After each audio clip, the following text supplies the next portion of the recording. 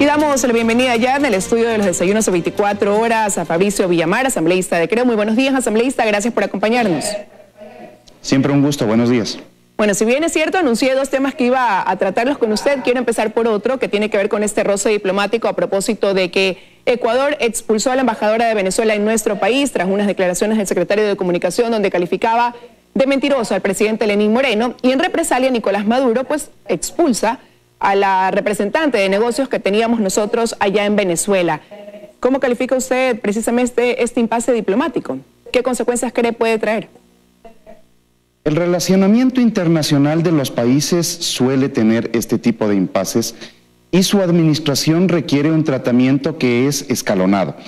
En meses anteriores ya habíamos tenido un conflicto en donde el Ecuador retiró el embajador de Venezuela por las declaraciones respecto a los procesos electorales en Venezuela. Esta es una nueva escalada en donde, ante una afectación causada por declaraciones del secretario de Comunicación de Venezuela en contra del presidente de la República, esta reacción de la República del Ecuador es absolutamente lógica y dentro del marco de las relaciones internacionales es un acto de soberanía y respeto. Ahora, pero es quizás la crónica ya de una separación anunciada. ¿Cómo cree usted que pueda manejarse esa relación de aquí en adelante? Porque ya han venido algunos cuestionamientos por parte del presidente Lenín Moreno al gobierno de Nicolás Maduro. Venezuela se ha convertido en una isla respecto de los países que creen en la democracia y en la justicia. En tal sentido, está quedándose sola en el concierto internacional. El Ecuador ha recuperado una senda de respeto a los derechos humanos y a la democracia, y me parece que en ese sentido es como tiene que ser entendido este proceso de recrudecimiento de las relaciones con Venezuela. Yo tengo la sensación de que se está haciendo lo correcto y que es un momento en donde el Ecuador debe respaldar a su Cancillería en este tipo de acciones que buscan separarnos de un camino que en lo económico y lo político al Ecuador le puso al borde del abismo al que ya cayó Venezuela. Ahora, otro tema del que me gustaría también conocer su opinión, asambleísta, es sobre esta vinculación de militares activos y en estado pasivo con la venta de armamento al grupo narcodelictivo de alias Huacho. El ministro de Defensa ha dicho que se ha comprobado la infiltración de grupos irregulares liderados por una mujer, alias Zobeida. Por otro lado, la Fiscalía no descarta que se trate de un tráfico de armas. ¿Hacia dónde deben apuntar las acciones del gobierno para esclarecer este hecho, que hablaría incluso de venta de armas con las cuales habrían incluso asesinado a compatriotas nuestros? Hay dos elementos que son importantes en esto, Liz. El primero es que evidentemente se debe facilitar a la justicia todos los elementos necesarios para desarticular esta red que ha estado operando dentro de las Fuerzas Armadas ecuatorianas, tanto en el manejo de sus inventarios como en el manejo de sus rastrillos. Es impensable que ecuatorianos estén vendiendo armas y municiones para que se maten a ecuatorianos. La reacción que ha tenido la justicia ecuatoriana, la policía y las Fuerzas Armadas ecuatorianas es realmente respetable, pero me parece que también es necesario hacer un reconocimiento de que lo que ha sucedido es por la pérdida de jerarquía en las Fuerzas Armadas ecuatorianas, que es parte de las cosas que impulsaba el anterior gobierno. Mire, las Fuerzas Armadas y la policía son organizaciones absolutamente jerarquizadas. Cuando se pierde esa línea de jerarquía, este tipo de cosas en donde mandos inferiores tienen capacidad de tomar este tipo de decisiones, evidentemente le colocan al Ecuador en un problema que incluso ha llegado a la afectación de vidas humanas, ¿no? Ahora, desde el interior de la Asamblea han surgido algunas propuestas. Una de esas es la depuración de la institución militar, evidentemente. Por otro lado, dicen que también debe ser investigada la cúpula y que por ende quizás debería darse una remoción inmediata de la misma. ¿Usted concuerda con esta posición? ¿Cree que ese debería ser el primer paso quizás? A ver, tengo la sensación de que lo primero que se tiene que hacer es reconocer el problema, facilitar a la justicia lo que tiene que hacer. Por otra parte, el reconocimiento de las jerarquías y, en efecto, si es que dentro de las Fuerzas Armadas y de la policía se requiere una reorganización para que los mandos que han estado al frente den un paso al costado y suban nuevas promociones, esa es una de las posibilidades en tanto se determinen las responsabilidades.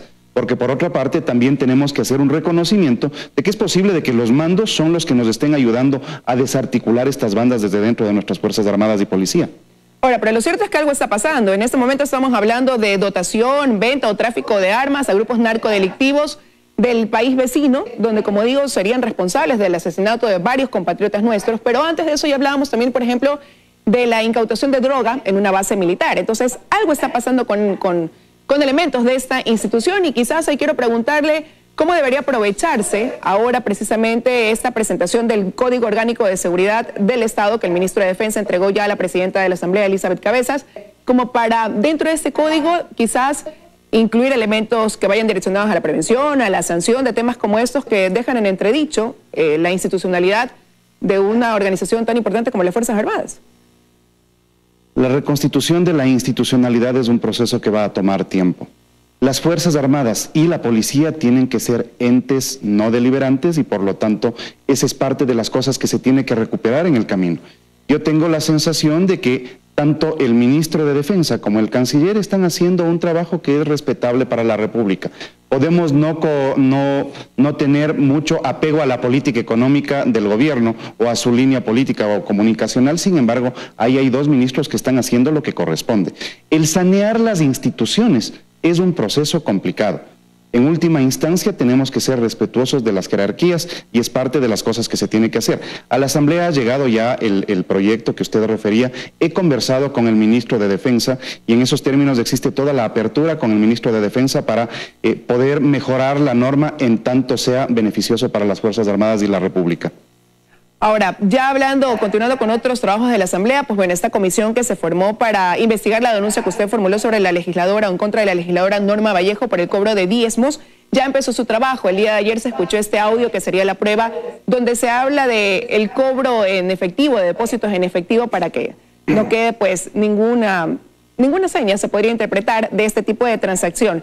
Pero en ese audio también se habla de que habrían asambleístas que recurren a esta práctica. Entonces debería aprovechar también esta comisión, al mismo tiempo que investiga esta denuncia específica, el tratar de determinar también que se precise cuáles son los otros asambleístas que cobran dinero en efectivo. Exactamente, Liz, y eso es lo que precisamente el día de ayer se le pidió a la comisión. En primer lugar, se explicó que existen dos causales que son importantes. La primera, el hecho de que haya una legisladora que exija a sus funcionarios que le entreguen dinero en efectivo, evidentemente es incompatible con la función del legislador. Esa es la primera causal y esto tendrá que entenderse en términos de la responsabilidad política que los legisladores tienen que tener con la República. El segundo cargo en el que se le imputa a la señora Vallejo es que ha estado tramitando puestos para ciudadanos en la República, lo cual evidentemente también está prohibido. Tiene que reaccionar la Asamblea y la comisión es encargada, por ejemplo, de hacer la pregunta que usted decía, es la misma pregunta que les dije el día de ayer. Si en la grabación esta señora dice que los asambleístas les piden la plata en efectivo, esa comisión tiene que preguntarle a la señora qué asambleístas, de quién ha escuchado y que se continúen los procesos de depuración que tenga que continuarse. Ahora, la asambleísta Vallejo comparecerá ante esta comisión en los próximos días. Sin embargo, ella ya ha emitido un criterio y ha dicho que ese audio que ha sido sometido como prueba fue mutilado y por eso ella ha pedido ser escuchada ante la Comisión de Ética de Alianza País, ante su bloque y también pues ante la Asamblea para poder dar su versión. Ella habla de que eso se trata de una persecución y de un interés de manchar su limpia trayectoria, su transparente trayectoria. Todos somos inocentes hasta que se demuestre lo contrario, pero ¿cree usted que con las pruebas que usted ha entregado a esta comisión se trataría ya de prácticamente un hecho juzgado? No es un hecho juzgado mientras el Pleno de la Asamblea no tome la decisión. Lo verdaderamente importante en esto es que hay que reconocer que existen dos tipos de sanciones. Unas sanciones administrativas por no usar bien las tarjetas de los ascensores o, en el peor de los casos, por faltas entre un asambleísta y otro, y las otras sanciones que son las que implican destitución, que son de las que está acusada la asambleísta Norma Vallejo. Ella puede decir lo que quiera. El audio es suficientemente claro y en efecto es solamente una parte del audio real que dura alrededor de 3 horas, el cual también estará a conocimiento de la comisión. También se han presentado las copias de los depósitos que le hacían los trabajadores de su despacho. Entonces me parece que llega un momento en donde hasta el cinismo de la gente de Alianza País tiene que tener un límite. Un audio de casi 3 horas en una conversación con una sola persona. Está todo el equipo de trabajo de la asambleísta. Dentro de este audio. Así es.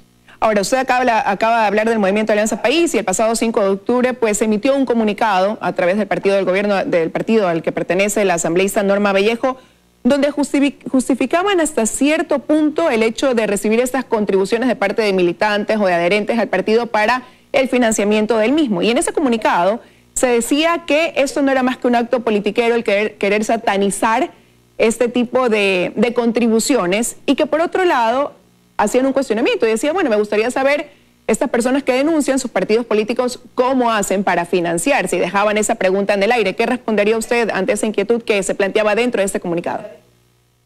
En primer lugar, la República del Ecuador tiene dos mecanismos de financiamiento de las organizaciones políticas, que son el Fondo Partidario Permanente y el Fondo de Retribución del Gasto Electoral. El Código de la Democracia expresa la posibilidad de recibir contribuciones durante la campaña, pero el mismo Código de la Democracia expresa que está prohibido recibir contribuciones de funcionarios públicos en instituciones públicas. Por lo tanto, los legisladores no solamente estamos sujetos a la Ley Orgánica de la Función Legislativa, sino además constreñidos a ser ejemplo del cumplimiento del resto del ordenamiento jurídico nacional. ¿Cómo se financian otros partidos? Por contribuciones voluntarias de sus militantes y afiliados y por los aportes que el Estado entrega. Esa es la respuesta. Lo que no se puede hacer es justificar que estas aportaciones han ido al partido, o hasta el momento ha habido alguno de estos legisladores que han sido acusados que haya presentado los depósitos en la cuenta del partido al cual representan. Bueno, y no debería ser ese quizás un documento que debería ser presentado o mostrado dentro de estas investigaciones para transparentar esa actuación que, como digo, pues ellos dicen justifica ese aporte, esa contribución de sus militares y adherentes. Y aun cuando lo presentaran, el verdadero tema aquí es si es que las contribuciones son voluntarias o son obligatorias. En tanto son voluntarias, vea, no pasaría absolutamente nada. Cuando son obligatorias a cambio de la conservación del puesto de trabajo, se violan los convenios internacionales del Ecuador con la Organización Internacional del Trabajo y toda la normativa de protección de los derechos laborales de los ecuatorianos. Y lo mismo que ha pasado en la Asamblea, está pasando en otras instituciones del Estado y en varios municipios de la República. En la Asamblea al menos los estamos combatiendo. Lo mismo se necesita en las instituciones que están a cargo de la Presidencia de la República y de varios alcaldes del Ecuador. Ahí hay un tema pendiente, entonces, ya que esto fue conocido públicamente, debería realizarse una investigación paralela. Quiero agradecerle su presencia esta mañana, asambleísta, aquí en los desayunos de 24 horas. Siempre un gusto. Buenos días.